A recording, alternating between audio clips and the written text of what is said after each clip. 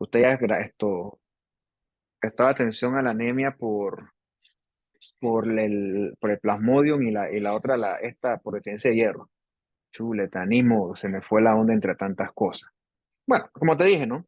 En la deficiencia de hierro va a ser una anemia microcítica e hipocrómica. Y si tú corriges la causa de fondo, o sea, arreglas la dieta, el paciente no quiere comer carne, pues porque esa es su decisión personal, bueno, pues que el paciente pues consuma suplementos de hierro, eso suele ayudar. Si hay un sangradito, pues corregirlo. Y bueno, si hay una mala absorción por alguna razón, pues también corregirla. Y el paciente eventualmente mejora. Repito, el paciente no se va a morir por esto, pero sí tienes que corregir la causa de fondo. Otro que se puede es una cosa que se llama pica. Pica es el deseo de comer cosas que no son comida. Tierra, metal, hierro. O sea, eso tú lo describes y eso es uno de los misterios, pues, de la medicina. O sea, 100% decir por qué ocurre eso, pues no es tan fácil de explicar. Bien, cuando estés en el hospital, te toca rotar, tú vas a encontrar pacientes muy debilitados por enfermedades crónicas. Enfermedades crónicas como por ejemplo un lupus, una artritis reumatoide, eh, ¿por qué no una tuberculosis? O cualquier cáncer avanzado, ese paciente va a tener de base un componente de inflamación crónica que esto va a ser de moderado en adelante. Y si el paciente está hospitalizado es porque su enfermedad de base está bastante peor. Entonces, eso lleva a una anemia por inflamación crónica que, del punto de vista sintomático, es similar o es parecida a la anemia por deficiencia de hierro. ¿Por qué? Porque aquí va a haber supresión de la eritropoiesis secundario a esa inflamación crónica. ¿Dónde lo vemos? En enfermedades crónicas que duran mucho. Una infección tipo una osteomelitis, que eso es forever. Un buen ejemplo de esto es un paciente con un pie diabético, que eso, pues, como dicen ahí, es una cruz. Cualquier enfermedad autoinmune debilita muchísimo al paciente. El paciente, pues, va a tener dificultades para recuperar. O cualquier cáncer avanzado, que ya el tratamiento más que todo, pues, es paliativo. El paciente puede tener anemia secundaria a esta inflamación crónica. ¿Qué ocurre? Esta inflamación crónica, debilitante, tan prolongada, hay un montón de mediadores que se secretan, incluyendo esta interleucina 6, ¿ok? Ella va a hacer que aumente la síntesis hepática de esta hepcidina. ¿Y qué hace la hepcidina? Bloquea la transferencia de hierro a los precursores eritroides. O sea, tienes hierro disponible, pero el hierro no pasa a tus precursores eritroides y por lo tanto eso va a afectar la eritropoiesis. No contento con eso, también se va a afectar la secreción de eritropoyetina a través de el riñón. Entonces, en ese sentido, es una anemia, pues, máximo moderada, similar a la anemia por deficiencia de hierro, pero aquí sí yo trato con suplementos, trato con eritropoyetina, pero realmente yo tengo que buscar es manejar la condición de base de este paciente. Si yo no corrijo lo de base, no compenso, mejor dicho, pues no se puede corregir, pues el asunto será esencialmente en vano. Bien, denme aquí unos 2 minutos porque esta sí tengo que hablar bastante y ya sigo. Oye, no me han dado chance, no me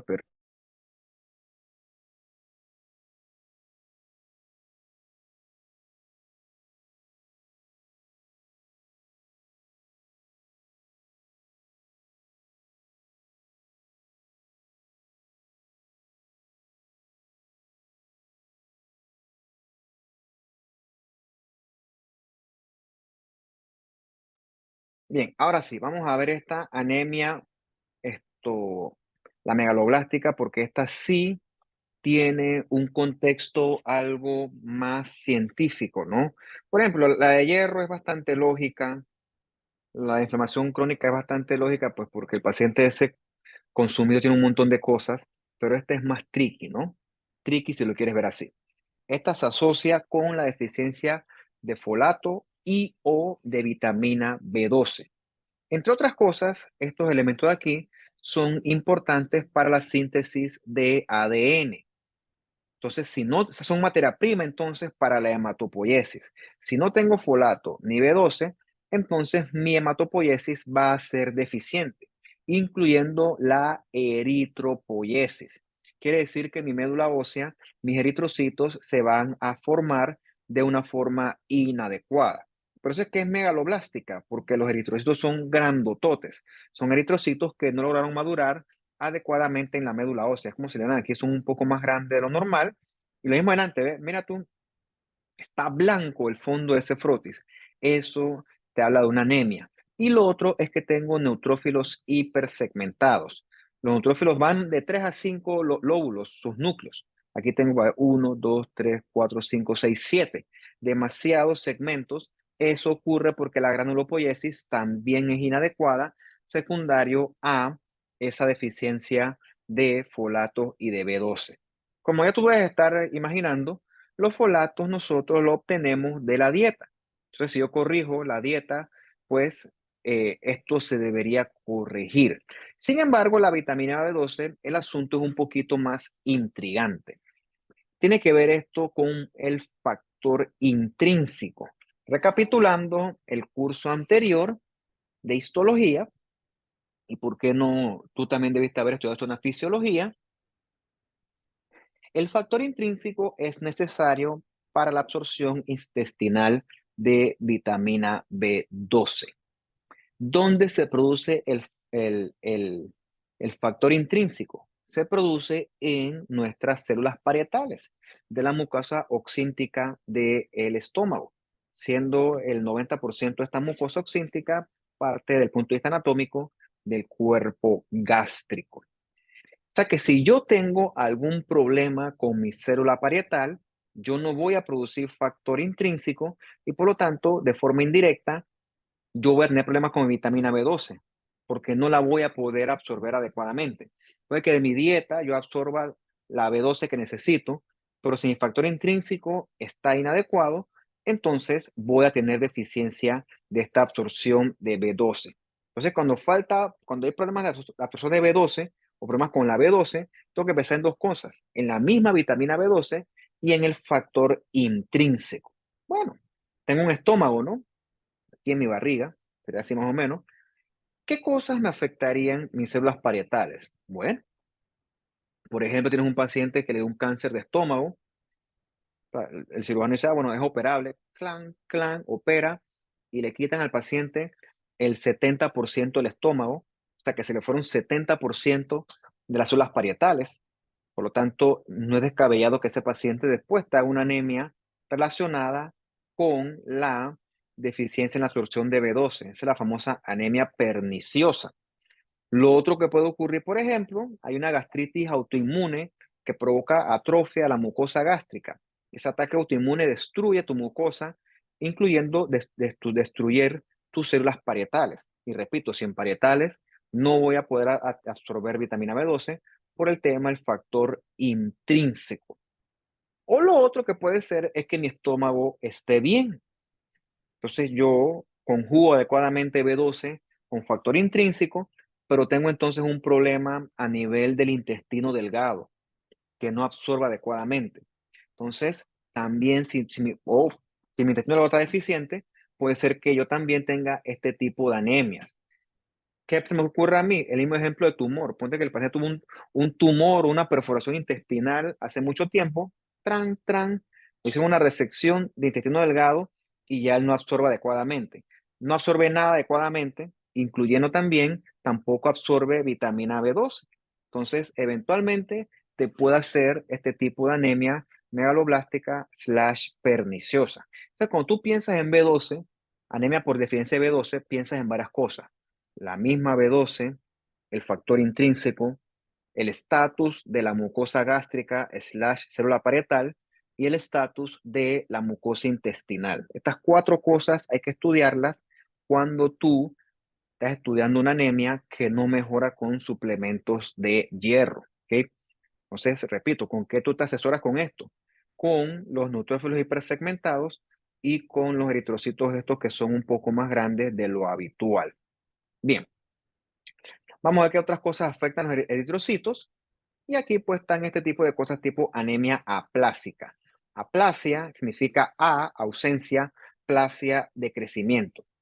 Por ejemplo, mira la imagen que tienes ahí a la derecha. Tienes aquí una médula ósea con su hematopoiesis conservada. Hay megacariocitos, hay eritroides y hay mieloides. como debe ser, pero acá tienes una médula ósea que es pura grasa, esencialmente. Hay poquita hematopoiesis en la médula ósea y ese paciente le hace un hemograma. Eso se traduce en anemia, se traduce en leucopenia y en trombocitopenia. Repito, cuando tú tienes las tres juntas, quiere decir que algo anormal está ocurriendo en la médula ósea. Y una opción es una anemia aplástica, o así le llaman también aplástica, ¿ok? O sea, algo está inhibiendo a los precursores en la médula ósea que está llevando a pancitopenia, ciertos medicamentos, ciertos tóxicos y para variar, para no perder la costumbre, algún tipo de reacción autoinmune puede llevar también a esto. Si no corrige la causa de fondo, el paciente seguirá pancitopénico y se va a complicar con otras cosas. Bien, obviamente, usando esta lógica de las anemias en adelante, si el paciente está anémico, leucopénico y trombocitopénico, respectivamente va a estar con síntomas de anemia, débil, taquicárdico, taquipneico. Si es leucopenia, va a tener tendencia a hacer infecciones y si está trombocitopénico, va a tener tendencia a hacer sangrados. Si el paciente no mejora a pesar del tratamiento, hay que estudiar la médula ósea y es probable que en la médula ósea tú te encuentres con esto que está acá, pura grasa. Celularidad menor de 10%. Hipocelular esa médula ósea. Entonces, obviamente, si tú no corriges eso que está ahí a la derecha, sí, derecha, tú entonces no vas a poder corregir a este paciente. O sea, el problema está aquí, en la médula ósea. Hay que ver qué está causando esto. Un medicamento, puedes trasplantar al paciente, puedes transfundirlo, eso ayuda. O también hay terapias inmunes que son beneficiosas en este escenario. Sobre decir que esto es una cuestión grave, ¿no? Esto no es una cosa que, normal, una anemita como cualquier otra. No. La otra que te he dicho yo, deficiencia de hierro, la megaloblástica, esos son manejables. El paciente no se muere de eso, pero de esto sí, ¿ok? Esto sí es mucho más delicado. Y utilizando la lógica de las anemias, está la contraparte que es la policitemia. Lo contrario. ¿Mm? Aquí hay muchos eritrocitos, exceso de eritrocitos en la sangre. Bueno, utilizando la lógica del libro, una causa sería deshidratación, porque si yo pierdo agua, toda mi sangre va a quedar concentrada. Entre otras cosas que van a estar concentradas son los eritrocitos. Eso se corrige, pues, obviamente hidratando. ¿Qué ejemplo yo puedo tener una deshidratación así que aplique para ustedes en este punto de su carrera? Bueno, un paciente que abuse de diuréticos, el paciente va a tener muchas cosas, cualquier cantidad de trastornos hidroelectrolíticos y teóricamente, o muy teóricamente puede quedar policitémico. Otra cosa de policitemia es la gente que vive a muchas alturas. Por ejemplo, nosotros aquí en Panamá tenemos la dicha de vivir a nivel del mar. A nivel del mar, tú sabes que la concentración de oxígeno es de un 21%, perfecta, magnífica. Pero si te vas subiendo más a la altura, la concentración de oxígeno va disminuyendo. Hay menos oxígeno en el aire. ¿Cómo yo hago para aprovechar ese poquito oxígeno? ¿Cómo hago? Produciendo más eritrocitos, que agarren ese poquito oxígeno y lo guarden para mí. Entonces, la gente que lleva alturas suele tener hemoglobinas más altas que la gente que vive al nivel del mar. Y eso no es algo patológico, eso tiene una explicación perfectamente fisiológica, es una adaptación que ocurre con el tiempo. Cuando tienes una policitemia, una hemoglobina en 20, eso hay que estudiarlo y hay que sospechar una causa neoplásica de esto, que sería la policitemia vera. Bien, en este punto yo creo que es importante definir cómo tú clasificas las neoplasias hematolinfoides. Bien, tú la puedes clasificar en las neoplasias de tipo mieloide y en las neoplasias de tipo linfoide como tal. Porque acuérdate que, por ejemplo, la familia del neutrófilo es distinta a la familia de los linfocitos. Ambos son leucocitos, pero son completamente distintos. Los precursores mieloides son completamente distintos, perdón, a los precursores linfoides como tal. Recuerden que en la mieloide tú tienes varias cosas. Los eritrocitos tienen precursores mieloides, por eso es que hay leucemias eritroblásticas. Los neutrófilos obviamente son mieloides. Los megacariocitos también son de línea mieloide. Entonces, las neoplasias mieloides, yo no voy a hablar de todas aquí porque pues eso ya es muy avanzado para ustedes y pues eso yo lo entiendo. Las neoplasias clásicas, las mieloproliferativas, incluyen las siguientes entidades. La policitemia vera, que es la que yo voy a darles ahorita. Esta policitemia vera involucra mucha proliferación de la línea eritroide. Esta otra que es la mielofibrosis primaria, de esa no voy a hablar porque, repito, eso está muy potente. Lo otro que existe es la mielofibrosis, ya la dije, no, la trombocitemia esencial, de esa tampoco voy a hablar, esa es la contraparte mieloproliferativa de la línea de megacarocitos. Y la otra que existe, una que sí vamos a ver más adelante, es la leucemia mieloide crónica. Todas estas neoplasias mieloproliferativas se caracterizan en que si tú le das chance, se salen de control y evolucionan hacia una leucemia mieloide aguda. Todo esto que les estoy diciendo es de tipo mieloide. Entonces, la policitemia vera, como dice aquí, es una neoplasia mieloproliferativa. En algún momento del partido tú tienes que haber escuchado algo sobre el gen de fusión BCR-ABL. Ese gen de fusión se descubrió en la leucemia mieloide crónica, que hoy por hoy es un cáncer con buen pronóstico, porque al haber detectado este gen de fusión, que tiene tirosinquinasa, se inventaron medicamentos que inhiben a la tirosinquinasa y al paciente le va súper bien. Eso es uno de los tumores, uno de los cánceres, si lo quieres ver así, que se curan. Por eso es que es importante en todos estos pacientes con neoplasias mieloproliferativas, es importante hacerles biología molecular para identificar si hay gen de fusión BCR-ABL. En este caso, la policitemia vera debe ser BCR-ABL1 negativa y se caracteriza porque hay panmielosis. Pan de esto todo, mielo de médula ósea, o sea que todo en la médula ósea suele estar aumentado, fuera de control, gracias a esta mutación JAK2 V617F y JAK2 exon 12, que se ve virtualmente en todos los casos de estos pacientes. Entonces, ese JAK2 hace que haya mucha producción de elementos eritroides, principalmente, pero también se asocia con proliferación de elementos de línea mieloide y elementos de línea de megacariocitos. O sea, todo está aumentado con predominio de eritrocitos porque pues todo lo de la línea mieloide va a proliferar. Cuando tú conozcas algún tipo de paciente con una policitemia, la que sea, uno de los tratamientos es flebotomía. Al paciente le hay que sacarle sangre porque la sangre está muy viscosa, está muy espesa, debido a la gran cantidad de elementos formes que tienen ellas. Por lo tanto, el paciente va a tener mucha tendencia a poder padecer de eventos tipo trombóticos. Todos los eventos trombóticos que vimos nosotros en las clases anteriores, trombosis venosa, tromboembolismo, eventos tipo isquémico, pues también son arteriales. Paciente con policitemia te puede o está en riesgo de hacerte esos eventos trombóticos debido a la gran masa eritrocítica de ellos. También son hipertensos y por eso pues si hay causa para esto, hay que tratarlo de base. Eso se puede tratar, por cierto, pero el diagnóstico no siempre es tan fácil de hacer. O sea, es una cuestión rara que hay que sospecharla para poder diagnosticarla. Mira, acá están los criterios de la WHO. Mira tú, en hombres, una hemoglobina mayor de 16,5, eso es buco, que hay en mujeres en 16.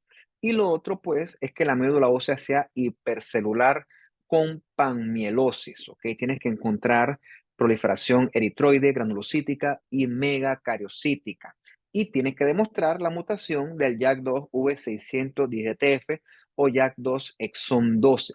Esos son los criterios principales para el diagnóstico de estas neoplasias mieloproliferativas. O sea que esto incluye, aparte de la clínica, el hemograma, incluye la biopsia de médula ósea incluye pues también la biología molecular para ver si está o no la mutación. Es lo que es esta médula ósea, ¿ves? Hipercelular, ajustado para la edad. Recuerda que la celularidad se calcula 100 menos la edad, más o menos. O sea que si usted tiene 20 años, su celularidad debe ser un 80%. ¿Ok? Esto, si está abajo o está arriba, en ambos escenarios es anormal. Siempre tiene que haber una celularidad ajustada para la edad. Ponte que este paciente tuviera 80 años, o sea, está hipercelular. Eso no es normal. Y cuando tú vas a ver, todo está proliferando. Lo eritroide, lo mieloide, y tienes muchos megas que son anormales. Ahora, tú me dices a mí, pero aquí, ¿cuál es cuál? Yo aquí nada más puedo identificar los megas porque son anormalmente grandes. ¿Ok? Si yo quisiera detectar la otra línea, tengo que mandar más marcadores de inmunistoquímica porque pues sinceramente por HY todos son extremadamente parecidos. Pero lo que sí se puede ver muy bien por HY es una médula ósea, repito o reitero, hipercelular. ¿Ok? Eso es característico de este paciente. La panmielosis está lleno de eritroides, lleno de mieloides, megacarocitos anormales morfológicamente. Le haces un retículo en etapas tempranas, algo de fibrosis. Esto avanza y eventualmente el paciente te va a hacer lo que se llama leucoeritoblastosis. ¿Okay? Realmente aquí será leucoeritroblastosis, lo escribí mal. Que eso es la liberación a sangre periférica de precursores tanto de línea mieloide como de línea de serie eritroide. Lo otro es que la médula ósea se va a poner súper fibrótica con el tiempo, le hace un retículo, eso está lleno de fibrosis, el hueso va a estar prominente, esa osteoesclerosis y los blastos van a aumentar mucho, ¿ok? Sin llegar al 20%, si llega al 20% o más, ya es una transformación a leucemia mieloide aguda. ¿Cómo tú sabes los blastos qué porcentaje están por una médula ósea? Tienes que identificarlos. ¿Cómo se identifican los blastos? Bueno, gracias a un marcador de inmunistoquímica que se llama el CD34. Entonces un CD34, eso está lleno, dice chuzo, esto está peligroso, ¿no? Eso está peligroso, por eso es que es importante evaluar si esta neoplasia mieloproliferativa está o no en evolución a una leucemia mieloide aguda. Mira, tú tienes aquí una médula ósea súper esto, hipercelular, tienes megacrocitos fonis extraños, está lleno eso de células. ¿Serán blastos? Será como que bajar, evaluarlo y que chuzo, ya no estoy seguro. Bueno, le mandas una tinción para blastos y tú vas a ver que si tiene más del 20%, tú estás en una transformación a leucemia, como dice aquí, leukemic transformation. Eso es lo importante evaluar en este paciente. Lo otro, ¿no? Esto sería una biopsia de médula ósea. Esto es un aspirado de médula ósea. Aquí tú ves de todo. Precursores mieloides, precursores eritroides, ves bandas, ves normoblastos. Hay de todo, hay mucho de todo, ¿ok? Hay panmielosis. En esta imagen en particular, lo que falta son los megacarocitos, pero hay cualquier cantidad de estos bien basofílicos, son esos eritroblastos, estos basofílicos, hay de todo aquí. Cuando tú tienes esa panmielosis, reitero, tú estás, la certeza morfológica es de una policitemia vera. Pero reitero, no es suficiente esto. Correlacionar con el hemograma y con el estatus de mutaciones. Tienes eso, tienes que hacerle un retículo. Y mira, esto está lleno de fibrosis y esto está súper fibrótico. Eso es importante evaluarlo porque este paciente le va a ir mal, ¿no? Si no tienes tanta fibrosis, pues al paciente tiene mejor pronóstico. Ese no es fibrosis, te habla a ti de cosas mucho más delicadas. Bien, eso con respecto a la serie eritroide. Obviamente, pues aquí si me preguntas, hubiera otras cosas que hablar, profundizar. Lo repito, yo nada más tengo una clase para esto. Sin embargo, tú tendrás todo un curso de hematología para tratar estos temas. Esto es como una especie de introducción. Yo no soy hematólogo, yo soy patólogo. Mi función es conocer los mecanismos que producen la enfermedad y los hallazgos propios de esa enfermedad. Pero tanto así como saber finamente de todas las enfermedades, pues eso sería mucho para mí. Por lo tanto, mi función ahorita es que usted conozca ciertos términos que probablemente vuelvas a encontrarte con ellos en el futuro. De hecho, aquí para hablar de esto, esto es una otra subespecialidad que se llama la hematopatología. Yo salguito de esto porque yo roté afuera eso, pues es un poquito más, pero jamás yo diría que yo soy hematopatólogo. De ninguna manera, eso es súper difícil, ¿ok? Tiene su gente y yo no soy parte de esa gente. Bueno, retomando el tema de los leucocitos, vamos primero con condiciones reactivas. Lo mismo era antes, el mismo paciente que te puse al principio, el paciente se siente mal, tiene fiebrecita, no tiene apetito, le hace su hemograma, ahora no está anémico, ahora está leucopénico, chuzo. ¿Y qué estará pasando, no? Bueno, hay que estudiar qué está pasando porque, pues, cuando hay leucopenia, por lo general puede resultar de que los granulocitos, o sea, la línea de neutrófilos está por el piso. Cuando tú tienes algún tipo de leucopenia, así, tienes que pensar en esto, en HIV, por ejemplo, a menos que sea una infección viral evidente, una virosis, pero leucopenia se da mucho con HIV, con inmunodeficiencias y obviamente con medicamentos como los corticoides en altas dosis. Pero obviamente, si el paciente toma esto, es evidente porque él te lo debe manifestar. Parece que el paciente tiene HIV, tiene manifestaciones como esta, él no lo sabe. Bueno, ¿cómo resuelves eso? Es como una prueba de HIV, fácil. Mira, y si está negativa no pasa nada mejor, ¿ok? Eso no, no debería ser un problema. El problema es con la neutropenia. Créeme que tus neutrófilos son tus soldados, ¿ok? Ellos te defienden de todo ese montón de bacterias. Entonces, cuando tú tienes neutropenias, entonces tú te haces susceptible a un montón de infecciones bacterianas que en otras condiciones no van a hacer mucha cosa, pero para este paciente sí son peligrosas. Por ejemplo, en el contexto de un paciente que está en tratamiento con quimioterapia, te hace esas neutropenias febriles que son peligrosas. Imagínate con leucemia, ahorita vamos a ver que te puede hacer esas neutropenias y por lo tanto el tipo es víctima de infecciones peligrosas. Y obviamente, entre otras cosas, el paciente con anemia plástica, lógicamente le va a estar neutropénico, va a tener fiebre, va a tener infecciones, va a tener inflamación sistémica. Eso tiene que ir con antibiótico, obviamente. Y lo otro es determinar por qué está neutropénico. Puede que se beneficien de factores estimuladores de colonia. Lo otro que también es súper común, la contraparte, en el contexto infeccioso, es la leucocitosis. ¿Ok? Una leucocitosis, sacando de lado la enfermedad autoinmune, si en el contexto clínico adecuado, siempre debe indicar casi siempre infección. Es lo más común. De hecho, es lo que hay que descartar. Habiendo dicho eso no es del todo cierto. Leucocitosis no es igual a infección, pero hay que descartar infección porque pues es la principal causa.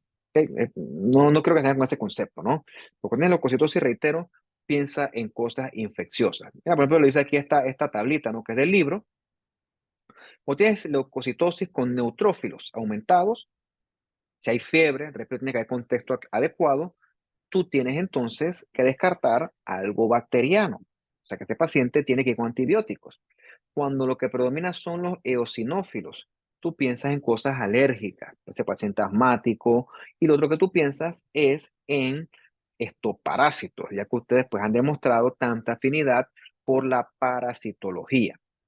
Basofilia, o sea que hay muchos basófilos, eso no es lo normal, eso es rarísimo, como dice aquí, ¿no? Raro, y pues tú piensas en una neoplasia mieloproliferativa, X, eso es súper raro. Cuando hay muchos monocitos, entonces tú piensas en cosas infecciosas también, como tuberculosis, que ya hemos hablado bastante de ella. Y cuando hay linfocitosis, o sea, muchos linfocitos, tú piensas en cosas virales, infecciosas, siendo una clásica, esta que está acá, ¿no? Que es esa mononucleosis infecciosa. Dice que es una infección aguda autolimitada. ¿Qué significa autolimitado? Que así como llegó, así mismo se va a ir. El mejor ejemplo de algo autolimitado es un resfriado. Ponte que yo me resfrié hoy. Hoy es martes. Martes, miércoles, jueves, viernes. Quizás para el viernes o sábado ya yo me curé. Puede que estos primeros 3 días la pase mal, que si malestar general, que si fiebrecita, que si dolor de cabeza.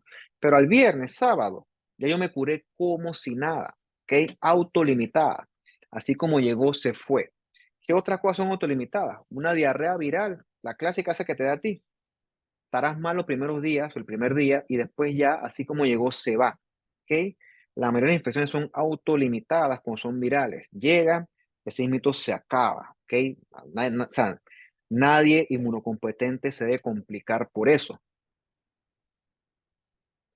Esta mononucleosis es causada por un virus que ya hemos mencionado anteriormente aquí, que es el Epstein-Barr virus, que en el paciente inmunosuprimido se asocia con ciertas neoplasias casualmente, ¿no? Hematolinfoides, ciertos linfomas. Pero, repito, en el paciente HIV inmunosuprimido, ese Epstein-Barr virus. El paciente cursa con fiebre, que es odinofagia. Odinofagia es un concepto de la propedéutica. Odinofagia es dolor para deglutir. Se relaciona con la disfagia. Disfagia es dificultad para deglutir.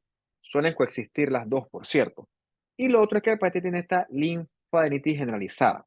¿Qué quiere decir eso? Que está lleno de ganglios, ¿ok? Tiene aumento de los ganglios linfáticos. Suele haber predominio de CD8, contacto es oral, por eso se llama enfermedad del beso, y el paciente puede tener una leucocitosis alta, ¿no? 18.000 está bastante alto. Ve esto, ¿no? Esos son ganglios aumentados de tamaño. Eso es la famosa linfadenopatía, que suele ser más presenciada acá hacia el cuello, porque el tejido subcutáneo es un poquito más finito, más delgado. Repito, así como llegó, así se va a ir, y es un buen ejemplo de una infección viral que cursa con leucocitosis, linfocitosis y también monocitosis. Bien, lo otro que puede ocurrir es una linfadenitis reactiva.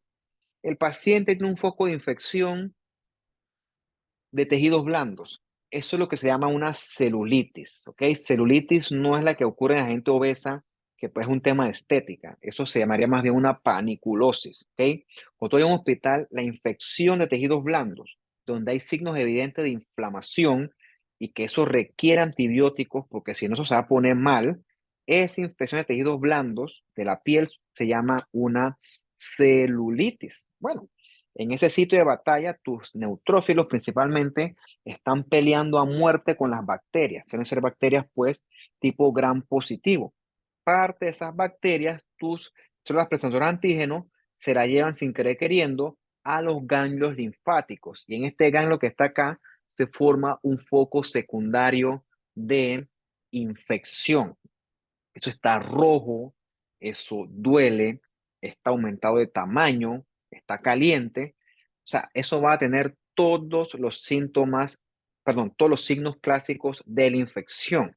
A veces eso está tan sobreinfectado que una de dos, o rompe y drena solo, drena pus, o hay que drenarlo pues para que el antibiótico llegue allí.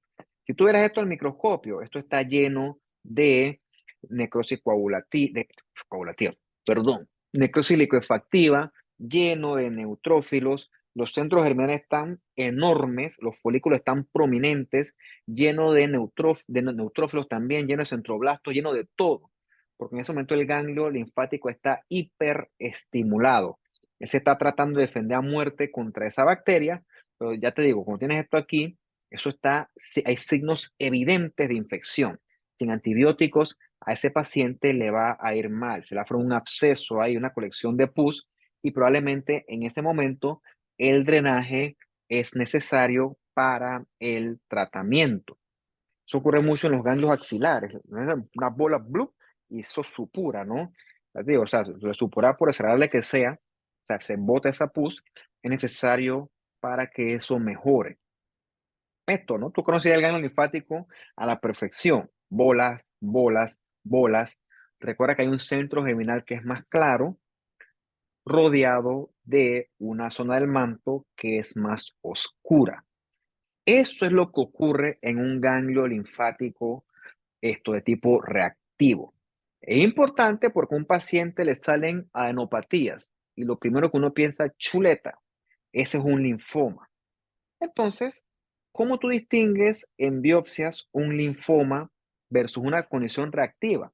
Bueno, no está fácil el asunto, pero lo primero que tú tienes que buscar es cómo está la arquitectura de ese ganglio. ¿Ok? Esto que está aquí, la arquitectura está conservada. Por lo tanto, Probablemente, entre otras cosas, esto debería favorecer una proliferación linfoide de tipo reactiva. Esos ganglios aumentos de tamaños que no son neoplásicos, nosotros le llamamos eso hiperplasia linfoide folicular reactiva. Enorme el ganglio, asusta, pero cuando tú vas a ver, la arquitectura histológica está perfectamente conservada. O sea, los ganglios, los folículos en su lugar, con sus respectivas centros germinal y zonas del manto bien conservadas. Eso sí, chiquito, gran, tamaño variable, pero está bien conservado. En la neoplasia, sobre todo en el linfoma, la arquitectura boom, se borra toda. ¿Ok? Entonces es importante pues conocer la arquitectura normal de un ganglio si tú tienes la mínima aspiración de diagnosticar un linfoma. Bien, habiendo hecho esa pequeña introducción en esta segunda parte de la clase, podemos discutir ahora sí las neoplasias hematolinfoides. Algunas, no todas, porque pues para eso existe un libro de la WHO, de la OMS, de la neoplasia hematolinfoides, que pues tiene un grueso como, para ver, como el doble de esto, ¿no? Algunas que son las más generales que yo veo en mi práctica diaria, que conozco, pues porque pues puede que usted se las encuentre, pero repito, son muchísimas, el contexto molecular es bastante complejo y pues si me enredo yo, se van a enredar ustedes y pues así ni ustedes ni yo, ¿no? Entonces yo traté de agarrar este temita aquí y resumirlo de la forma más docente posible para mis capacidades. Vamos a ver si se puede, ¿no? Vamos a intentarlo. No hay peor intento que el que no se hace. Bueno, como son tantas neoplasias hematolinfoides, lo primero es clasificarlas, porque si no tú vas a tener un grandísimo guacho, por así decirlo. Para tú entender la neoplasia hematolinfoide, tienes que entender la hematopoiesis. Tienes que entender que hay una línea mieloide, perdón, y una línea linfoide. ¿Y cuáles son los derivados de cada línea? Aquí está la línea eritroide, la línea de plaquetas o megaquerocitos, la trombopoiesis, y por acá está la línea de tipo mieloide. De la mieloide, eventualmente tú obtendrás a tus neutrófilos, a tus basófilos, a tus eosinófilos y por otra parte a tus monocitos. Mientras que la línea linfoide da origen a los linfocitos, principalmente los B y los T, y también a los natural killers que se mencionaron en otro momento del curso. Son heterogéneas estas neoplasias hematolinfoides y todas son malignas. Y como esto es hematolinfoide, esto está ya por definición diseminado en toda la sangre. Por lo tanto, no se considera que estas neoplasias son metastásicas de ninguna manera. Esto no hace metástasis porque por definición, reitero, esto está todo regado en la sangre si así lo quieres ver. Hay unas indolentes, hay unas comportamiento intermedio y otras que son definitivamente anormalmente agresivas. Hay de todo y afectan todas las edades. Edad pediátrica, de hecho es curioso porque tú en la pediátrica no esperas neoplasias, pero curiosamente la leucemia linfoblástica aguda es la neoplasia maligna más común de la edad pediátrica, tanto así que por eso existe FANLIC, tira, tira línea, y afecta de todos los rangos de edades hasta las personas más ancianas. O sea, son bien heterogéneas. Bien, tomando en cuenta el contexto de histogénesis, podemos dividir las neoplasias hematolinfoides en las neoplasias linfoides y las neoplasias mieloides. Hay un tercer grupo que serían las histiocíticas, pero estas son anormalmente raras, por lo tanto, estas solamente se quedan hasta aquí. Aquí está de que esa histiocitosis de Langerhans, histiocitosis, whatever, eso ni se ve. Yo no lo veo, así que por eso fue que yo decidí omitir esa parte. Definitivamente las cosas que yo no veo en mi práctica, yo las omito de este curso, pues porque, pues que no. Bien, en la sección de neoplasias linfoides, vamos a ver los linfomas Hodgkin y los no Hodgkin. En los no Hodgkin tenemos entonces a los que son linfomas B, eso vamos a hablar un poquito, y hay otros que son más raros que son los linfomas T. De linfoma T no voy a hablar porque pues ya eso es mucho. Y también recuerda que también tenemos leucemias de línea linfoide. Ya te mencioné la leucemia linfoblástica aguda, que, reitero por segunda vez, es la más común de la edad pediátrica, mientras que en la neoplasia mieloide vemos principalmente las leucemias mieloides agudas y las que te mencioné en la sección anterior, que son las neoplasias mieloproliferativas. Bien, cuando comprometen a los órganos linfoides, llámale ganglio, vaso, llámale médula ósea, llámale tejido linfoide asociado a mucosas, o sea, MALT, se denomina a estas neoplasias linfomas, ¿no? Como te dije, vamos a ver el linfoma Hodgkin, vamos a ver nada más a ver el clásico, porque hay varias subclasificaciones, está la esclerosis nodular, está el rico en linfocitos, el de expresión en linfocitos, uno que es mixto. Vamos a meter al clásico en términos generales, porque repito, se pone esta cosa mala, y están los linfomas no Hodgkin, que repito, están los B, que son los que va a mencionar algunos, los T, pues se los no, porque esos son muy avanzados, pero vamos a mencionar alguito de ellos que son importantes para el diagnóstico, ¿no? Y cuando ya se riega esto a la sangre, ¿ok? Tú tienes entonces una leucemia como tal. Habiendo dicho eso, tú puedes tener enfermedades que son leucemias o linfomas slash leucemias. O sea, coexisten las dos. Ah, te vamos a hablar un poquito de las células plasmáticas. Las células plasmáticas también se ponen neoplásicas o se transforman a neoplásicas y producen, sobre todo la más maligna de ellas, que es el mieloma múltiple, que en otros escenarios más modernos se le llama mieloma de células plasmáticas. Vamos a hablar ahorita de ellos, ¿no? Son heterogéneas porque estas enfermedades hematolinfoides son las que, en lo que yo he leído, tienen de forma así resumida el mayor estudio molecular. ¿Ok? La caracterización molecular yo creo que se ha hecho de forma más extensa en el campo del hematolinfoide. Y gracias a esa caracterización molecular, entonces pues yo tengo distintas opciones de tratamiento. Mira, pero esta a la izquierda, un resumen de lo que podemos encontrar. En los Hodgkin, como te dije, está la esclerosis nodular, celular mixta, rico en linfocitos, etcétera. En los B que vamos a ver, están las leucemias linfoblástica B, linfoma del manto, linfoma folicular, el linfoma MALT.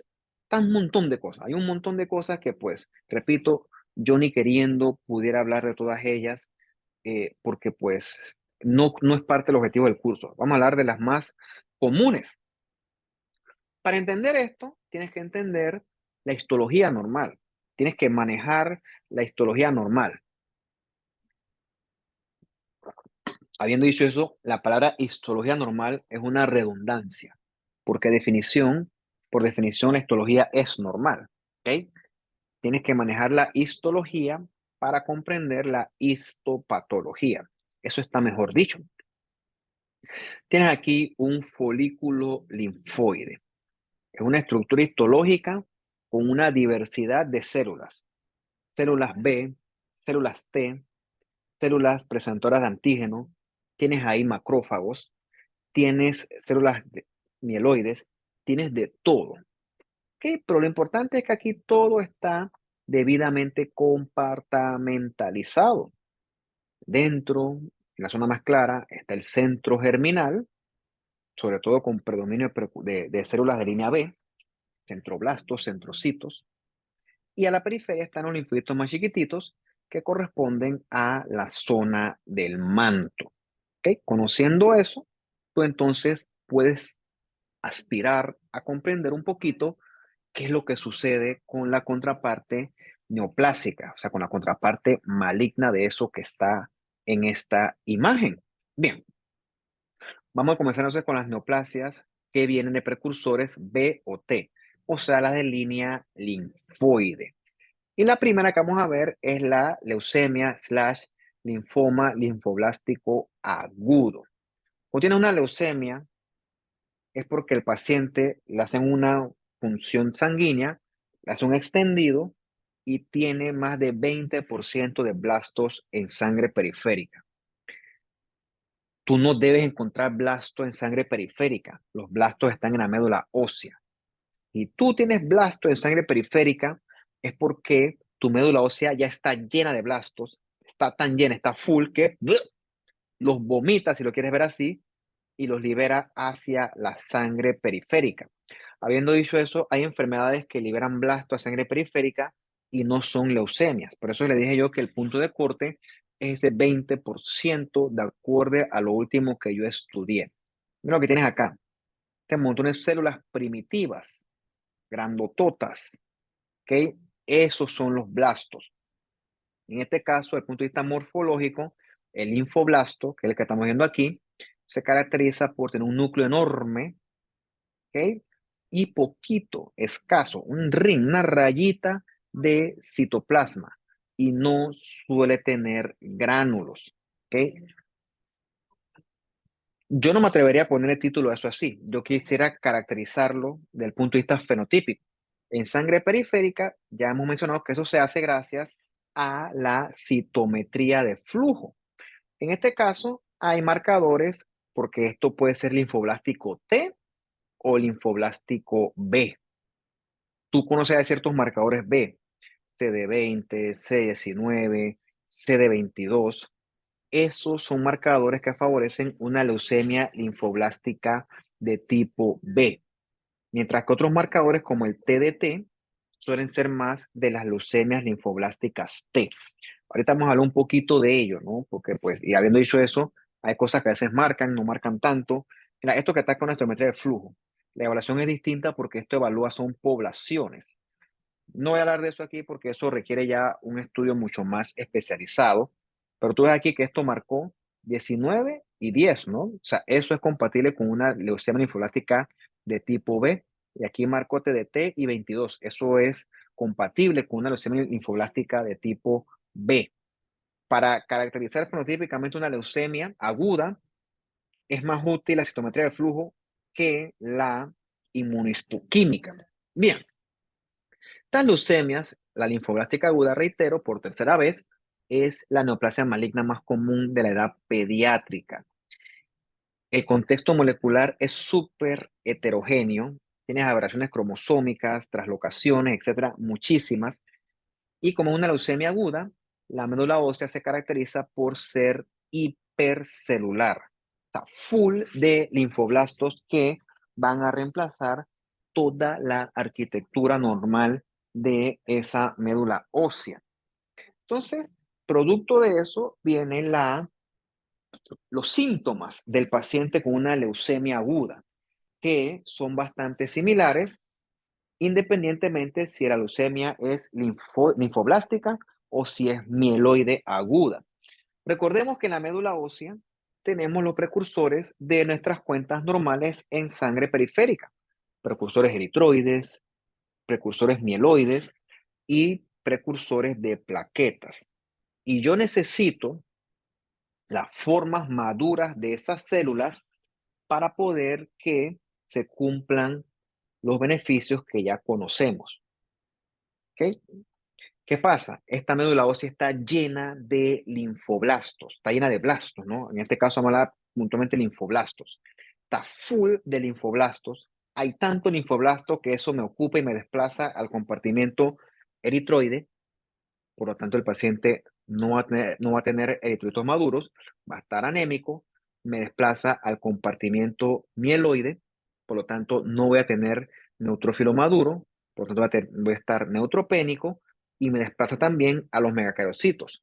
Por lo tanto, no voy a tener yo plaquetas. Por eso es que el paciente con leucemia linfoblástica aguda, leucemia en general, repito, aguda, va a estar anémico, neutropénico y trombocitopénico, porque la médula ya está full y está desplazando a todos los componentes normales.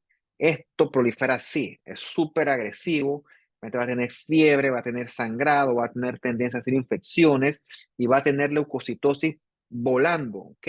100,000, altísimo eso, pero a punta de puros blastos. A pesar de que es agresivo, en tiempos modernos, sobre todo en la edad pediátrica, con la quimioterapia, el paciente pues le va bastante bien, ¿ok? También con esto en si tú demuestras que hay mutación aquí de BCR-ABL1, Repito, esto requiere clínica, hemograma, frote de sangre periférica, requiere médula ósea, requiere cariotipo, requiere biología molecular. O sea, esto requiere plata, para que sepas. El estudio de estas cosas requiere de buco de presupuesto. Por eso es que si a alguien se le ocurre la genial idea de acabar con la medicina a nivel de institución, quieres acabar con el MINSA y acabar con la Caja del Seguro Social, todo esto que yo te he dicho, tú imagínate cuánto te puede costar esa cuenta en Panama Clinic. Muy buen billete, déjame decirte. Por eso es que pues yo soy defensor de la salud estatal. No será perfecta, pero brother, tú aprendes a apreciar la salud estatal cuando tú recibes una cuenta de un hospital privado. Ni siquiera hospitalización. Date un día un paseo así por curiosidad al cuarto de urgencia, que es una cosa rapidita. El paciente vino por una diarrea. Al final, mira, ve, venoclisis, hidratación oral, pedialite, Gatorade, todo bien, un hemogramita, placa de tórax, todo bien. Al final, ¿cuánto pasaron? 3 horas. Aquí da su cuenta, señor. Su, su, su visita al cuarto de urgencia, que fue rapidita. Y mira, nada más te vio el médico general, que es la escala más baja de la medicina. ¿Cuánto cobró por eso? El hospital, no el médico general. Esa cuenta no está en menos de $800 por esa tonterita, que una diarrea es una tonterita con el perdón de ustedes. Si eso está por ese rango, y me te prometa esto. ¿Mm? Entonces eso se lo dejo a su reflexión. La gente odia la institución, pero bueno, ¿no? Yo creo que pues la institución no será perfecta, pero si no fuera por la institución, aquí pues mucha gente no tuviera ni la más mínima oportunidad. Repito, te lo dejo a tu reflexión. No, yo aquí tampoco soy, yo tampoco quiero ser un ente convertidor de gente. Si tú no quieres creer, si no quieres hacerme caso, pues lo correcto es que lo aprendas por tu propia experiencia. También yo apoyo eso. Pero bueno, whatever. Bien, mira todo este ganglio linfático, es un lymph node. Todo está reemplazado por células monótonas, por blastos. No hay folículos linfoides, no hay centro germinal, no hay zona del manto, no hay nada. O sea, la arquitectura ha sido totalmente borrada. Lo otro que ocurre es que esto que aparece de cielo estrellado, star sky. Esto ocurre porque esos blastos se mueren rápidamente, hacen apoptosis rápidamente porque proliferan demasiado rápido y los macrófagos vienen y se los comen. ¿Ok? Entonces, por eso que se ve esa apariencia de cielo estrellado, que es muy similar al fenómeno que ocurre en el centro germinal del folículo linfoide. O sea, esto es lo que se da acá, ¿no? Esto está lleno de macrófagos de cuerpo tingible que proliferan muy rápido y así mismo mueren y se los comen entonces esos macrófagos, esos centroblastos. Lo mismo ocurre en las neoplasias hematolinfoides con mucha proliferación. Ahora tiene una neoplasia que prolifera muy velozmente. Eso ocurre mucho también en los linfomas estos de Burkitt, que eso no voy a hablar ahorita, y también ocurre mucho en los linfomas difusos de células B grandes. Bien, ¿por qué puede ser linfoma? Porque puede formar una masa, por ejemplo, en un ganglio linfático, o si es leucemia, es porque compromete a la médula ósea y o a la sangre. Y pueden coexistir ambas cosas. Y repito, no es que esté metastásico, todo esto está diseminado en todo el cuerpo. Por eso es que el tratamiento no es quirúrgico, el tratamiento es sistémico con la quimioterapia. Como te dije, toda la arquitectura normal está borrada por estos blastos linfoblastos, linfoides, linfoblastos, whatever, que son células grandes, con núcleo enorme y escaso citoplasma, como si lo ves acá. Repito, por la morfología yo no me guiaría, yo quisiera caracterizar esto fenotípicamente y lo más característico es esta relación núcleo-citoplasma alta. ¿Qué quiere decir eso? Mucho núcleo, poco citoplasma. Eso es lo que es característico del linfoblasto. Tienes acá, ¿no? Tienes estos blastos grandototes, puro núcleo y poquito citoplasma, ¿ok? Esos son linfoblastos y eso no tiene por qué estar libre en sangre periférica. Si son B o son T, morfológicamente son indistinguibles. Toca hacer la caracterización vía la flow cytometry, la citometría de flujo. Y el otro, este paciente tiene, está anémico también, tiene poquito eritrocito. Eso va perfectamente de la mano de una anemia en el contexto de una leucemia aguda de fondo. Esas dos cosas van casadas prácticamente. Bien, en el apuro, esta diapositiva me quedó anormalmente insípida. Yo sé que mis diapositivas pues no son las más fancy, las más coloridas. Yo soy patólogo, yo no soy artista. Yo todo lo pongo en blanco y negro y le pongo colorcitos, nada más para pues poder leer mejor yo y no perderme de tanto material. Pero bueno, ¿qué color aquí le voy a poner a marcadores de inmunistoquímica? Bueno, la leucemia linfoblástica B va a tener marcadores de tipo B, como el 19, el 20, el 79A, el PAX5, ¿ok? Recuerda, el CD34 es un marcador para blastos. Los blastos, ya sean linfoblastos o mieloblastos, son CD34 positivos. Mientras que en la leucemia linfoblástica T suele haber este de T positivo, suele estar CD99 positivo, 99 está positivo en 99% de las cosas, o sea que es un marcador poco específico y suele haber es marcadores T. ¿Cuáles son los marcadores T? 2, 3, 4, 5, 7 y 8. Estos de aquí son los marcadores T. Entonces, si yo quiero caracterizar leucemia linfoblástica tipo B o T, tengo que indicar estos marcadores. Recuerda que para contar blastos o estimar porcentaje, tengo que utilizar un marcador de blastos que el más útil es el CD34. Mira esta médula ósea, este es el hueso y está toda llena de blastos. Está full. Tú ahí no encuentras ni eritropoiesis, no hay granulopoiesis y tampoco hay megacarocitos. Toda la médula ósea ha sido reemplazada por blastos, está 100% ocupada y lo otro es que está eso hipercelular. Full, 100%. Por eso es que está full esto y se comienzan a liberar, son esos blastos a la sangre periférica y entonces los encontramos por acá, cuando el paciente le hace una venopunción. El paciente está todo lleno de blastos, ¿ok? Por eso es que hay que dar una quimio que sea potente a este paciente. Bien, esta fue la linfoblástica aguda. Hay una contraparte que es la leucemia, linfoma linfocítico crónico, ¿ok?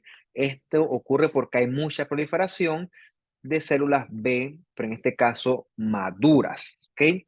Esto quiere decir, esto es clonal. ¿Qué quiere decir algo que es clonal?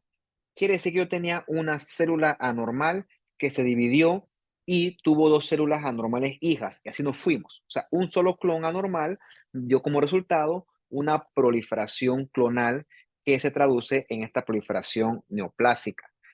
Habiendo dicho eso, las neoplasias suelen ser clonales, ¿ok? Tengo una célula con un set anormal de genes que se divide y lo transmite. O sea, todo surge de ese clon anormal. Indolente, porque a pesar de ser neoplásico maligno, el pronóstico es mucho más favorable que la contraparte anterior. Como esto es B, es positivo para marcadores 19, 20 y 23, y esta se caracteriza porque es CD5 positivo. Esa es característica de ella. Los síntomas son inespecíficos, a veces inespecíficos, asintomática, perdón. Tiene ganglios el paciente, está anémico, trombocitopénico, pero es muy leve el asunto. Y lo que tú tienes es un ganglio que se pierde la arquitectura y que está lleno de linfocitos pequeños maduros. ¿Okay? Es importante resaltar que estos son linfocitos maduros pequeñitos, estos no van a ser linfoblastos. Es esto, ¿no? Está reemplazado el ganglio por puro linfocito chiquito. ¿Okay? Ante la duda, le haces la inmuno y esto debe ser, entre otras cosas, CD5 positivo para tú ponerle el título de leucemia/linfoma linfocítico crónico. Bien, recordemos la región del ganglio está en los folículos. Bueno, los folículos también se pueden convertir en neoplásicos y de aquí surge entonces el linfoma folicular, ¿ok? Este surge del centro germinal, o sea que aquí la contraparte neoplásica van a ser los centrocitos y los centroblastos. Por eso es que es necesario que tú para esta clase sepa que es un centroblasto y sepa que el centroblasto se puede convertir en maligno. Y cuando se transforma en maligno, lo más probable es que se dé origen a un linfoma folicular.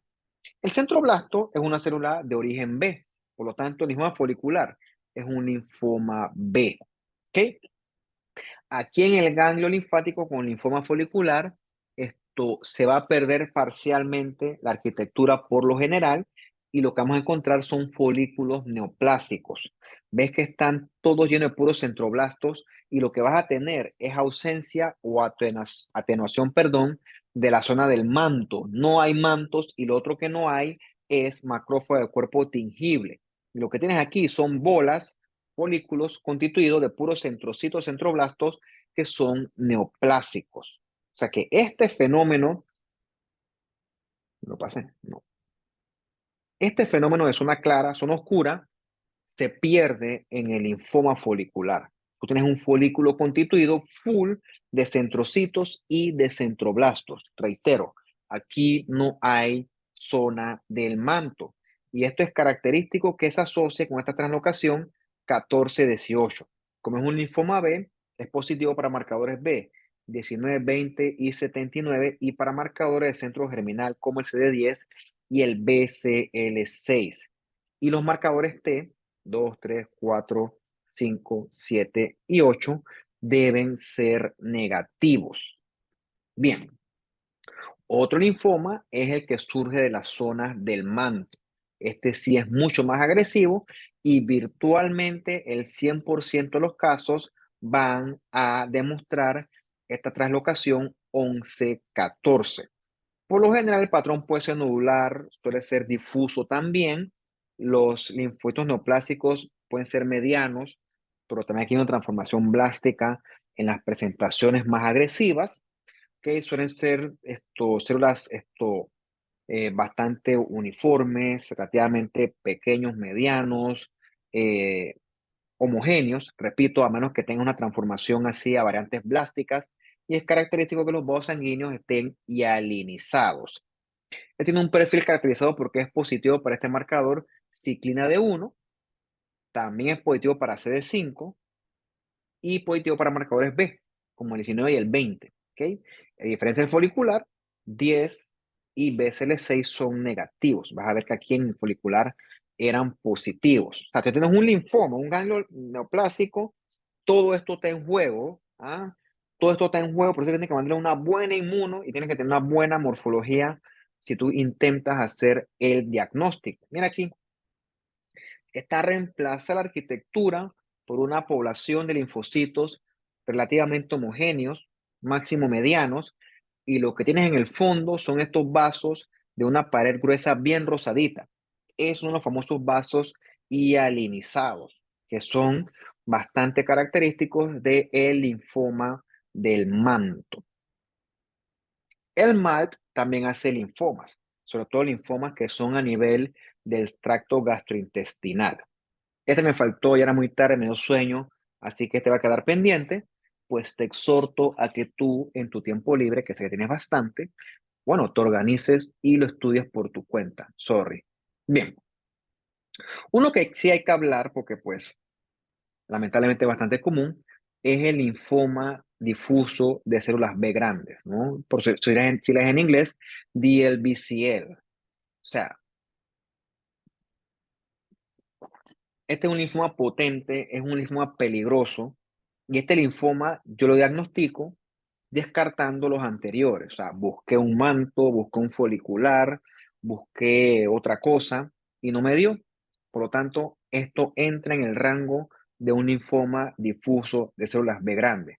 Por eso también le llaman a este tipo NOS, o sea, sin tipo específico. Súper agresivo y es común en los adultos mayores. Esencialmente las células neoplásicas son muy similares a los centroblastos o los inmunoblastos, ¿ves?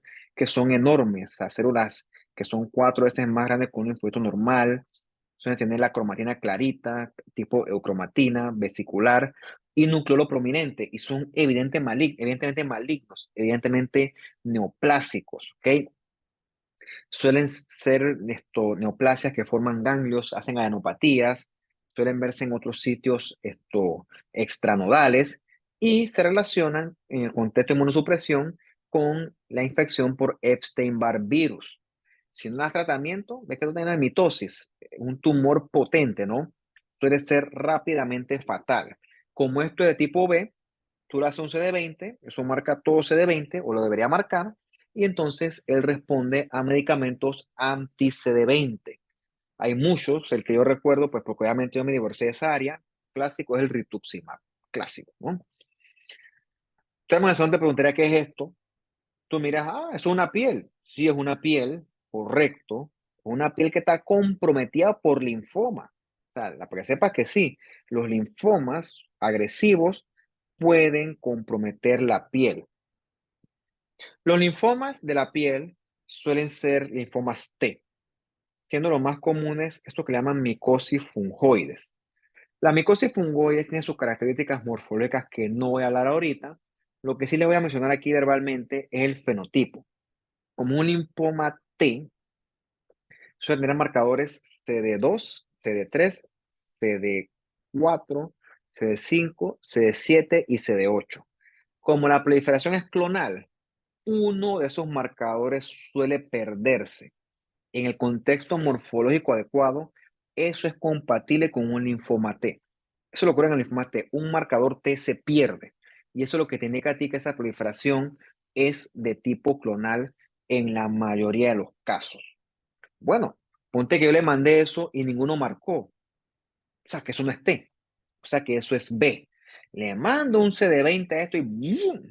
Todo marcó chuzo. Es un linfoma B de alto grado. ¿Ok? Consideran el diagnóstico diferencial un linfoma difuso de células B grande que se está extendiendo a la piel. Estas neoplasias hematolinfoides suelen ir con un panel extenso de inmunohistoquímica. Bien, las células plasmáticas también se pueden convertir en neoplásicas. Esto tú lo sueles medir porque el paciente, tú le mides en sangre las inmunoglobulinas y tiene lo que le llaman un pico monoclonal. Esto se ve en la electroforesis de proteínas. Es un pico monoclonal. Hay veces que tiene eso poco significado clínico, pero hay veces que indican que sí puede haber un mieloma múltiple o de células plasmáticas. De hecho, ese pico monoclonal sirve como un marcador tumoral.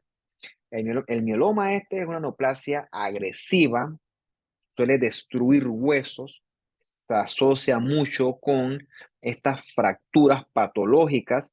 Si está en la médula ósea, se llama mieloma múltiple.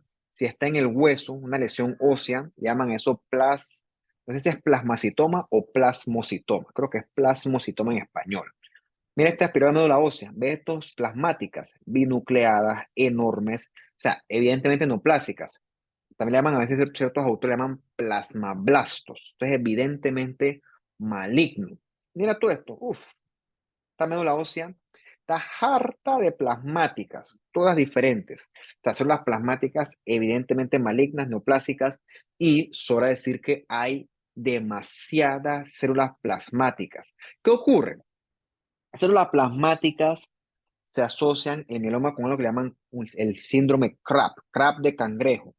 La C es de hipercalcemia. ¿Por qué? Porque esas células se van al hueso, destruyen el hueso y eso libera mucho calcio a la sangre periférica.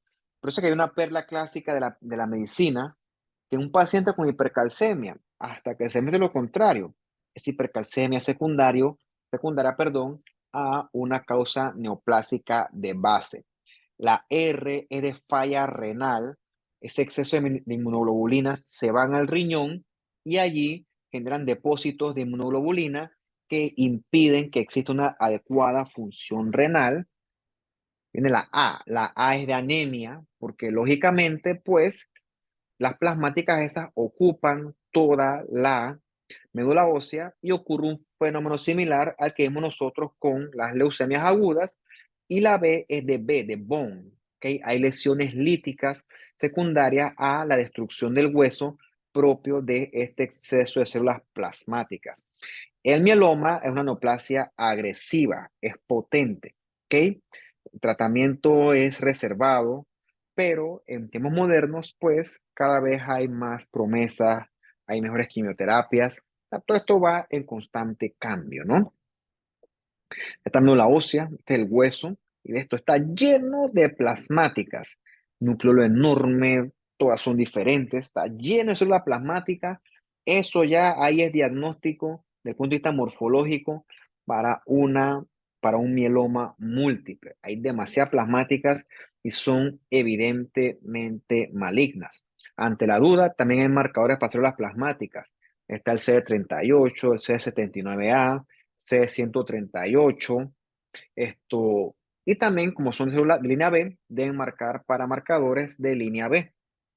Hay otra cosa aquí que hablar, pero yo no voy a entrar en detalle con eso, pues porque voy a hacer todo mucho más complicado y pues no es no es mi idea, ¿no? Yo sé que ya hablo buco y pues hablar de más vaya a llevarnos a un enredo mayor del que ya debe existir. Así que no lo haré.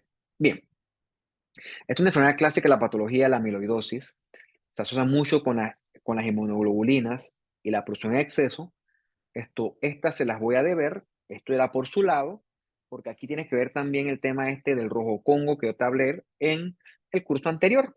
Bien, vamos a tomar aquí unos 2 minutos porque estoy medio cansado y no quiero hablarlo en rush. Quiero tomar mi tiempo para hablarles bien del linfoma de Hodgkin, porque esto sí lo vas a ver, porque este nombre es un nombre que cala, es un nombre que se queda, ¿ok?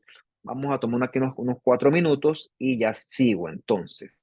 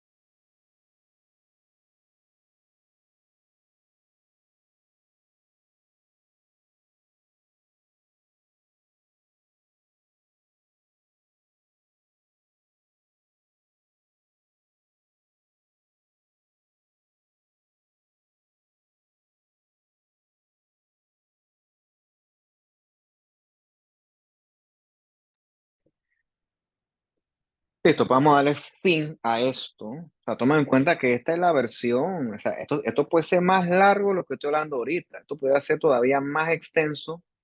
Y esto está violento, por cierto. O sea, yo si fuera ustedes no subestimaría este tema. Es más, de hecho, con lo que yo, desde que estamos así en modalidad virtual por la circunstancia, ya, yo hablo buco, así que pues tengo buco para preguntarles así mismito entre segundo parcial y examen final. La mayoría, de hecho, que yo quiero mi examen final para el último viernes. O sea, no me van a quitar eso. Ya dije que lo quiero y punto. Bien, el linfoma más común, desde el punto de vista estadístico, probablemente sea el linfoma de Hodgkin. Repito, hay muchas variantes. Solamente voy a mencionar en esta clase, en términos generales, la variante clásica, que es la más común. ¿Ok? Dentro de esas, pues las que más vemos nosotros es la variante esclerosis nodular. El linfoma de Hodgkin se caracteriza por esta célula que está acá. Es la neoplásica, enorme, gigante, característicamente con dos núcleos, binucleada, y con un nucleolo anormalmente grande. Esa es la clásica célula de Ryd-Steenberg, ¿ok? Mira, todos estos nombres tienen una explicación. ¿Quién fue Hodgkin? ¿Quién fue Ryd? ¿Y quién fue Steenberg? Eso tiene todo un contexto bastante bonito, que eso es parte de la historia de la medicina. El linfoma de Hodgkin suele originarse en los ganglios linfáticos y es una célula de un origen, como dice acá, esencialmente B. Eso es demostrable a través de métodos de inmunistoquímica. Y en las variantes clásicas tienes el celulón de Ryd-Steenberg en un fondo no neoplásico, con linfocitos, con eosinófilos, con macrófagos. Repito, lo que suele ser aquí neoplásico es la Ryd-Steenberg esencialmente. Es una enfermedad bifásica, no bifásica. ¿Cómo se dice eso cuando ocurre en dos edades? Suele ser pacientes jóvenes y pacientes viejos. Pacientes jóvenes, yo conozco una buena cantidad de gente que ronda los 30 años, que le ha dado linfoma de Hodgkin y le va bien porque el tratamiento, pues, prácticamente los cura la enfermedad. Paciente clásicamente te hace adenopatías, sobre todo cervical, fiebre, pérdida de peso y sudoración nocturna, o sea, diaforesis.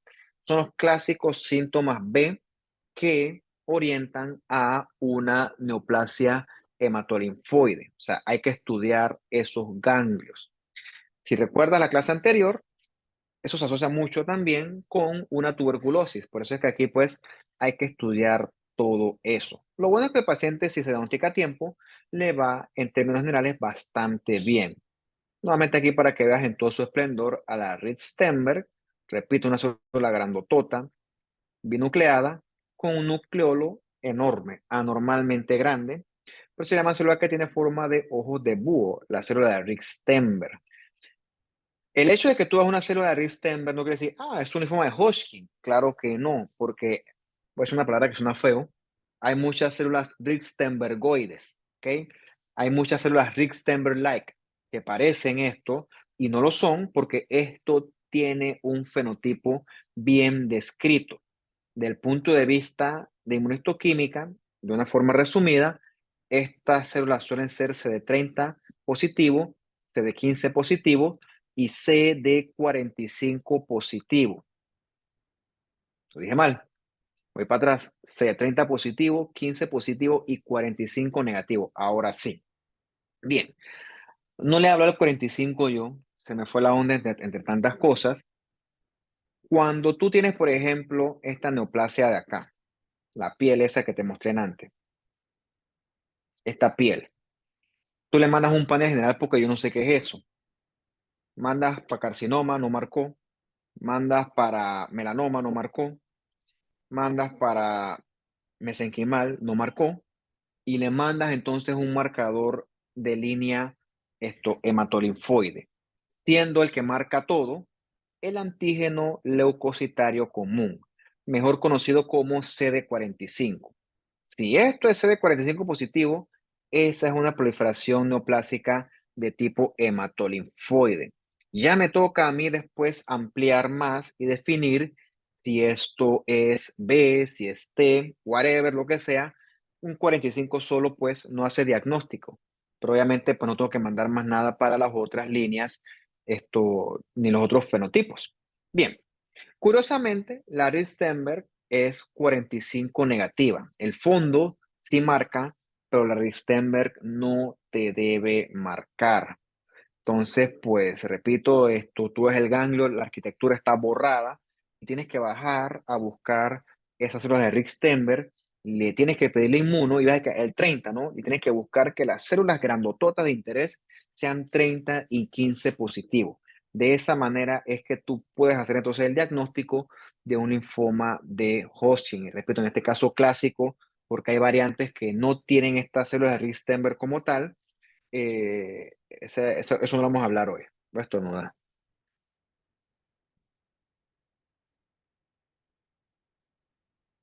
Bueno, no funcionó. Bien, saltando al otro grupo, vamos a hablar entonces de las neoplasias de tipo mieloide. Y aquí la que vamos a encontrar clásicamente es la leucemia mieloide aguda. A diferencia de la contraparte anterior, esta sí se ve en pacientes ya con mayor edad.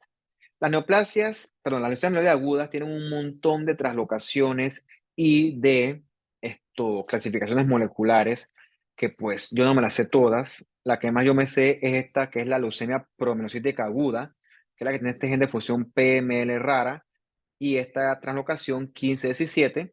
Esa me la sé porque cuando tú haces este diagnóstico, cuando demuestras esto, al paciente le va súper bien. Tienes una leucemia promielocítica aguda que es súper agresiva, tú demuestras esta translocación y este gen de fusión y el paciente chuzo. Con el tratamiento, el paciente se salva, ¿ok? De una muerte segura, con un tratamiento el paciente se salvó. Esto está lleno de la médula ósea de blastos mieloides, por lo tanto, siguiendo la línea viene lo mismo de anemia, neutropenia y trombocitopenia. Aquí voy rápido porque ya discutimos esto en la sección anterior, así que no voy a volver a repetirlo.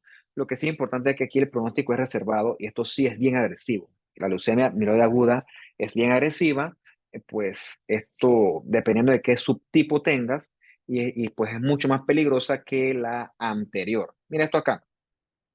Tienes ahora blastos mieloides, células enormes, pero que estas tienen abundante citoplasma con gránulos, tanto así que te hacen estas famosas estructuras que son estos palitos moraditos.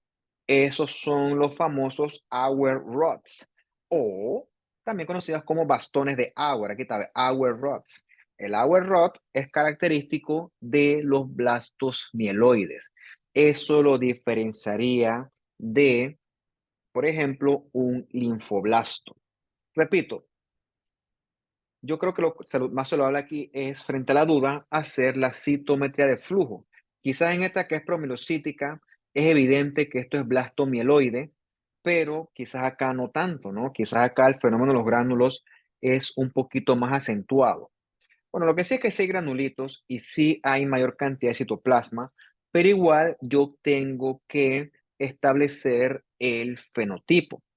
Obviamente, como estos son un montón de blastos, esto va a ser CD34 positivo y también debe ser positivo para marcadores mieloides, ¿no? Como el CD33 y el CD15, como lo ves aquí. Ves que son marcadores completamente distintos a los que discutimos nosotros en la sección anterior de la linfoblástica aguda.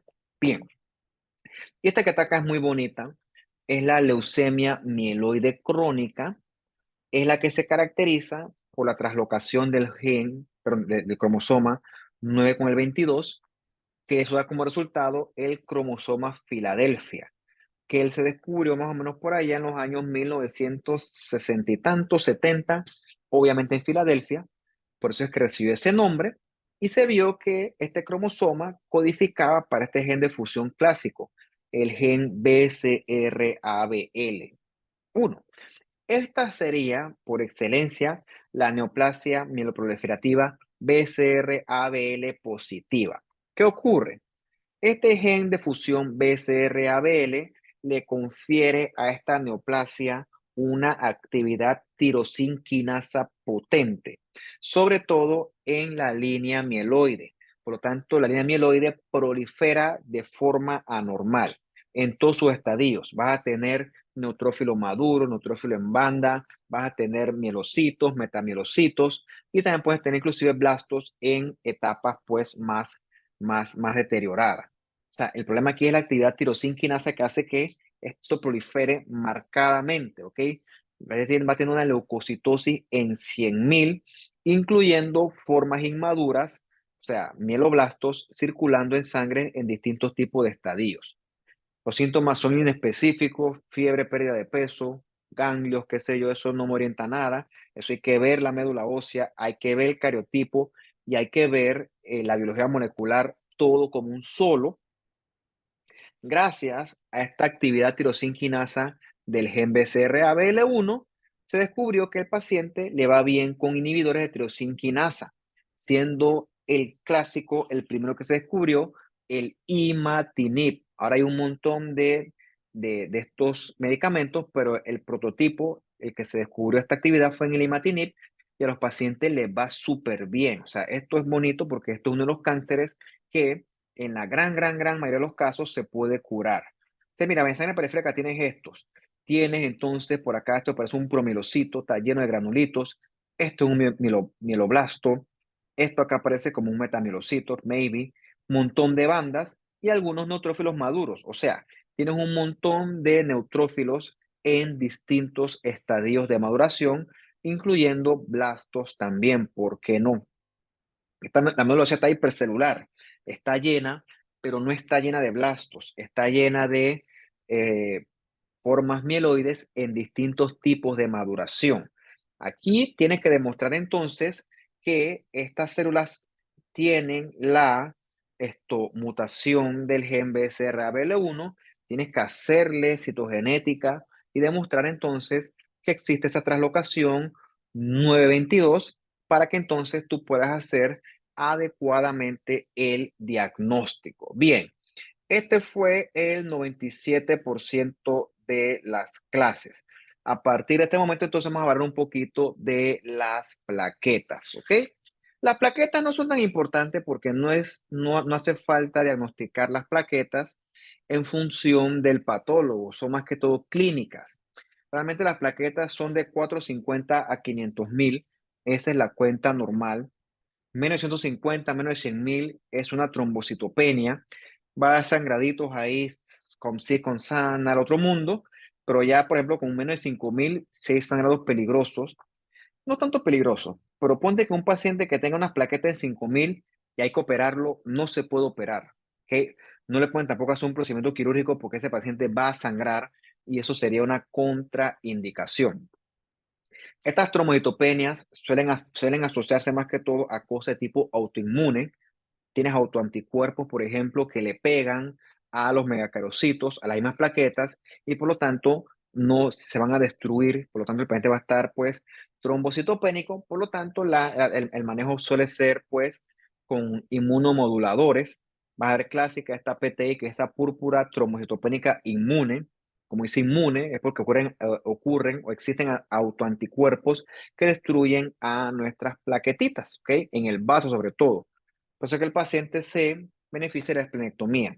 Repito, no hace falta un patólogo para diagnosticar esto. Tú tienes muchas petequitas, así muchas marquitas rojas en la piel, hasta que demuestre lo contrario, tú tienes algún tipo de trastorno hemorrágico, ¿no? Haces un hemograma y ves cómo están tus plaquetas, puede haber petequias, equimosis, epistaxis, sangrado por la nariz, hemorragia que te lavas los dientes y sangras por las encías. Y lo otro que puede ocurrir es eh, se me perdió el término. Whatever, no importa. Por aquí estaba, ¿no? Son sangraditos espontáneos que no comprometen la vida, pero que sí pueden ser molestos y probablemente con inmunosupresión el paciente mejora bastante. Repito, no hace falta un patólogo para diagnosticar este tipo de, pues, anomalías de las megacarocitos. Me faltó aquí una de las plaquetas que lo voy a poner en el curso siguiente, que es la trombocitemia esencial o la trombocitosis esencial. No me acuerdo que esa es una neoplasia neoproliferativa BCR-ABL1 negativa. Bien, dudas, preguntas, comentarios, anécdotas, curiosidades, sugerencias. Bueno, esta semana habrá quiz entonces de los temas de gastrointestinal, que eso es buco material también, bastante. Mira, me faltó discutir con ustedes su taller, todo un pendiente, no se me olvidó, parece que estoy enredado en otras cosas personales y sorry, se me ha ido la onda. Eso es culpa mía, no, ni modo, ahí no me puedo yo exonerar de responsabilidad. Lo voy a hacer, pero no ahorita, ¿no?